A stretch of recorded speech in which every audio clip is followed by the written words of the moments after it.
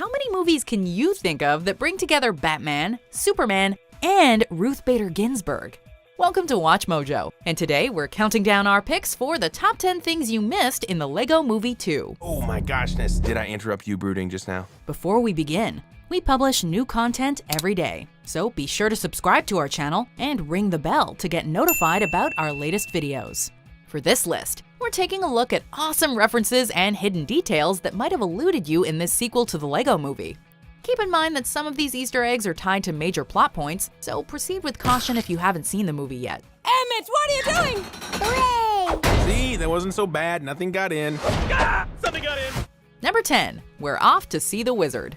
A yellow brick road is one thing, but imagine if everything in Oz was constructed from bricks. Coming out a year after the original Lego Movie, the Lego Dimensions video game took players to several iconic worlds, including the Land of Oz. The Wicked Witch of the West, along with her flying monkeys, would later appear in the Lego Batman movie, joining various other villains to dominate Gotham City. The Lego Movie 2 features even more characters from Oz. In the midst of a catchy pop song designed to get stuck in our heads, minifigures for Dorothy, Scarecrow, Tin Man, and the Cowardly Lion can be spotted skipping down the road.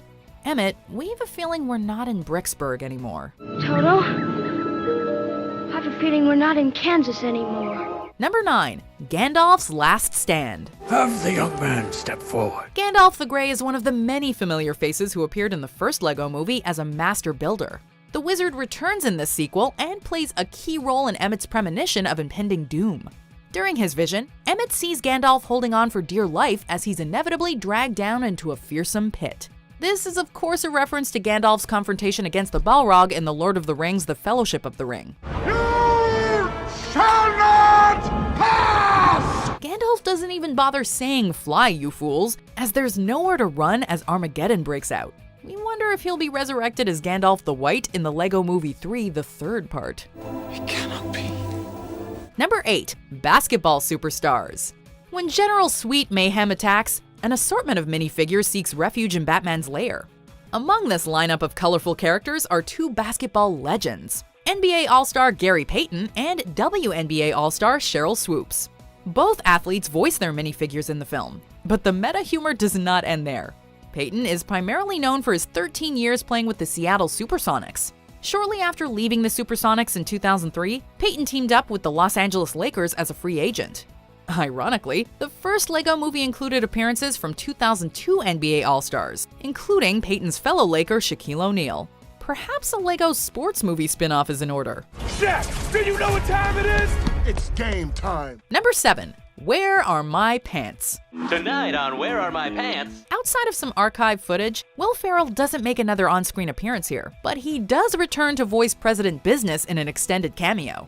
Ferrell can also be heard off-screen on a couple of occasions as the man upstairs. What? His character gets one of the final lines during the film's live-action portion, asking his wife where his pants are. This is a humorous callback to the first movie, alluding to the sitcom Where Are My Pants? Honey, where are my pants? Since President Business essentially controlled the media, it makes sense that the most popular show in Bricksburg would be inspired by Finn's father. All of this that you see before you is all your father's. Number 6, Bruce Willis. A lot of classic movies have gotten the Lego treatment over the years, but we never expected Die Hard to be one of them.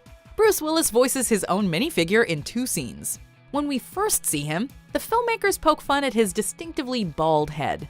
Willis's second appearance is a direct reference to his career-defining role as John McClane. Crawling through a ventilation system, Lucy crosses paths with Willis, who notes that he spent a great deal of time in air vents. I know what a TV dinner feels like. Kids who aren't allowed to watch R-rated films might not get the in-joke, but moments like this demonstrate how the Lego Movie 2 was made just as much for the adults. Now, if we could just get a Nakatomi Plaza playset. Number 5, Behind the Mask.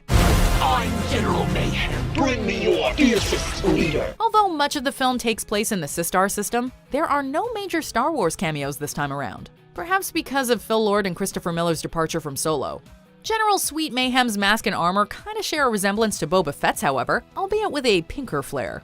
Although General Mayhem appears threatening on the surface, behind the mask, she's revealed to be a mini doll who's simply trying to bring two worlds together. This cleverly mirrors the relationship between Finn and his sister, who wants nothing more than to play with her older brother.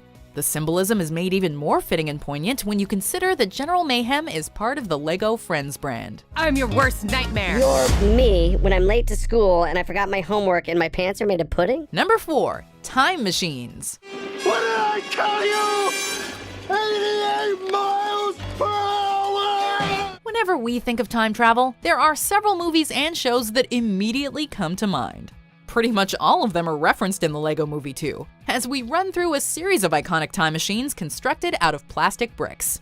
Among the collection are the DeLorean from Back to the Future, Bill and Ted's phone booth, the TARDIS from Doctor Who, time displacement equipment from the Terminator movies, and the titular time machine from the 1960 adaptation of H.G. Wells' classic novel. Arguably the funniest inclusion is a hot tub, which clearly pays homage to the 2010 comedy Hot Tub Time Machine.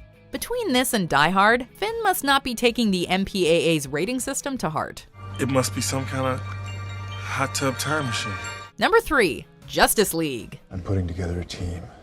People with special abilities. Superman and Green Lantern might be voiced by 21 Jump Street's Channing Tatum and Jonah Hill respectively, but a few actors from the DCEU do reprise their roles, including Jason Momoa as Aquaman, Gal Gadot as Wonder Woman, and Margot Robbie as Harley Quinn.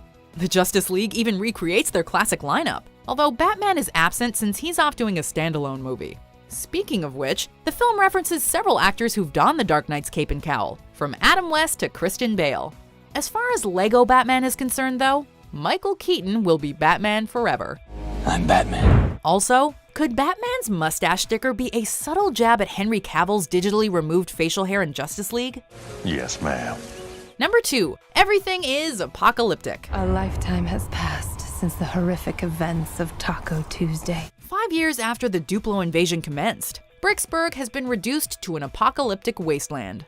While the fallen Statue of Liberty is an obvious nod to Planet of the Apes, Bricksburg's new look is mostly modeled after Mad Max Fury Road. Larry the barista has traded in his typical coffee shop attire for a mask that resembles Immortan Joe's. Lucy, meanwhile, channels both Max Rockatansky and Imperator Furiosa. One of the most ingenious touches is also one of the easiest to overlook. Lucy's hands no longer match, with one of them remaining black and the other now being yellow. It's possible that Lucy lost one of her hands during all the commotion, and eventually found a replacement, just like Furiosa's prosthetic arm. Number 1. Rex Dangervest. You mind if I save your life? Not at all. Chris Pratt made a name for himself playing likable knuckleheads like Andy Dwyer and, of course, Emmett Brakowski.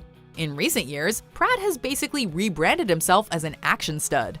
This is brilliantly parodied through Rex Dangervest, a galaxy-defending archaeologist, cowboy, and raptor trainer who's also voiced by Pratt. Who are you? The name's Rex Dangervest. The character is a combination of Star-Lord from Guardians of the Galaxy, Joshua Faraday from The Magnificent Seven, and Owen Grady from Jurassic World. His archaeological background even ties into past rumors that Pratt might play Indiana Jones. Whether you prefer Goofy Pratt or Macho Pratt, you get the best of both worlds here. In addition to providing hilarious commentary on Pratt's career trajectory, it also paves the way for a meaningful message about personal growth. Do you agree with our picks? Check out these other great clips from WatchMojo, and be sure to subscribe and ring the bell to be notified about our latest videos.